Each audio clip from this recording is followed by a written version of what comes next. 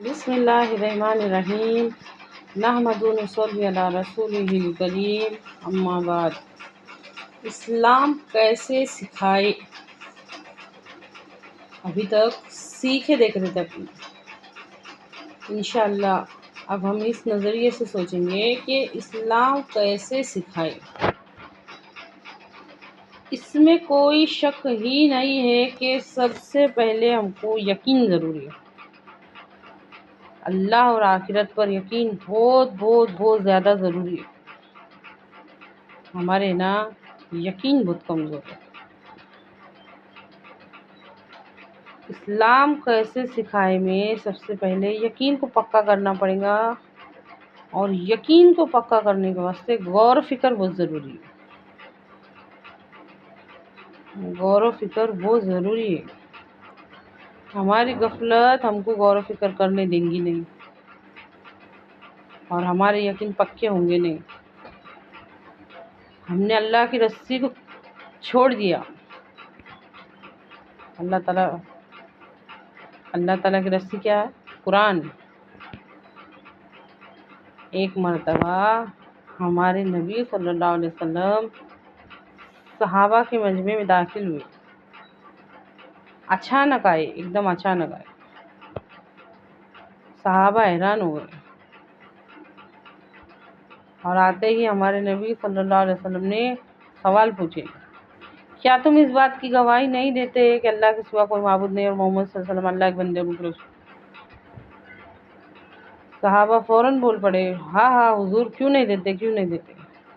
تو ہمارے نبی صلی اللہ علیہ وسلم نے فرمائے، یہ قرآن ایک ایسی رسی ہے جس کا ایک سرا تمہارے ہاتھ میں ہے اور جس کا دوسرا سرا تمہارے رب کے ہاتھ میں ہے۔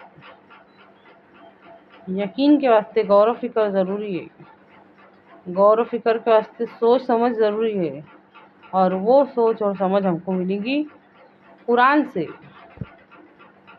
سے۔ اللہ تعالیٰ کی قدرتوں کی، اللہ تعالیٰ کی نعمتوں کی، اللہ تعالیٰ کی آیتوں کی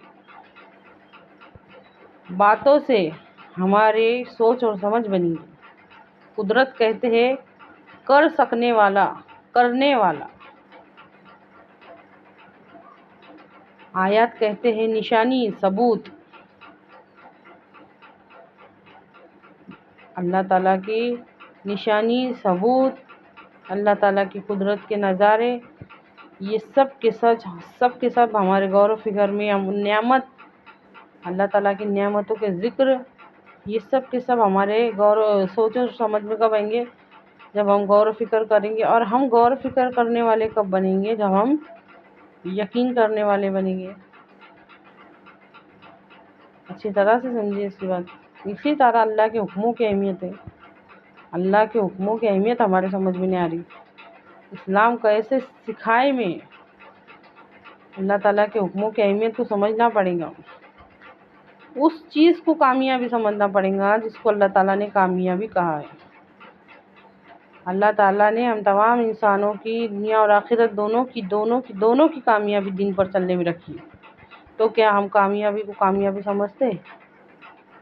کیا ہم دین پر چلنے کو کامیابی سمجھتے؟ غور کر کے دیکھو۔ اسلام کیسے سکھائے میں ابتدائی مرحلے میں ایمان، یقین کو مضبوط کرنا، غور و فکر کرنا، یقین بنانا اللہ پر، آخرت پر، نبی کریم صلی اللہ علیہ وسلم پر، آپ صلی اللہ علیہ وسلم کی تمام احادیث پر غور کرنا، ان کو سمجھنا بہت ضروری ہے۔ آپ صلی اللہ علیہ وسلم کے نقش قدم پر چلنا، ان کی سنتوں پر عمل کرنا، اور کرانے کی سیکھ دینا، سکھائے میں وہ بھی سکھانا پڑے گا نا، چاہے ظاہری ہے چاہے باطنی ہے، دونوں بھی، چاہے ظاہری ہو چاہے باطنی ہو۔ سو کے اٹھنے کی دعا سے لے کے رات کو سونے کی دعا تک، ہر چھوٹی باتوں کے معمولات میں، غسل، وضو، نماز کے طریقے، ذکر و اذکار، وظیفے، آپ صلی اللہ علیہ وسلم کی زندگی کے تمام معمولات، آپ صلی اللہ علیہ وسلم کھانا کیسے کھاتے تھے، پانی کیسے پیتے تھے، زندگی گزارنے کے تمام طریقے ظاہری بھی اور باطنی بھی، اسلام کیسے سکھائے۔ یہ نہیں ہے کہ ہم بڑے بڑے باتیں کریں گے اور چھوٹے چھوٹے باتوں کو چھوڑ دیں، نہیں، ہمارے نبی کریم صلی اللہ علیہ وسلم کی چھوٹی چھوٹی سنتوں پر چلنے کی عادت ڈالنے کی، سکھانے میں اور سیکھنے میں بھی۔ یہ اللہ کہنے سننے سے زیادہ عمل کی توفیق دے، آمین۔